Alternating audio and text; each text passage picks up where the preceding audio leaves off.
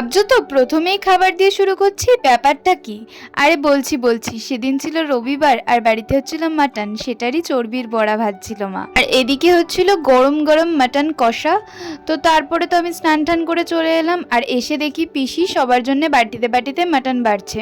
তো আমার তো দেখেই খিদে পেয়ে গিয়েছিল, তো তাড়াতাড়ি বললাম আমাকে বেড়ে দাও। তারপরে মাটন কষা আর ভাত দিয়ে খেয়ে নিলাম। হ্যাঁ জানি এত গরমে এসব খাওয়াটা ঠিক নয়, তবে একদিন আর দিন খেলে ক্ষতি নেই।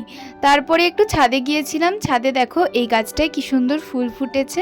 আসলে সকাল থেকে যা রোদ ওঠে তো বিকেলে করে একটু জল দিতেই হয়। তারপরে সব গাছগুলোকে একটু করে জল দিয়ে নিলাম। আর আজ আকাশটা বড্ড সুন্দর লাগছিল। আর আমি তো প্রকৃতিকে ভীষণই ভালোবাসি, তাই জন্য ছাদে অনেকক্ষণ বসেছিলাম।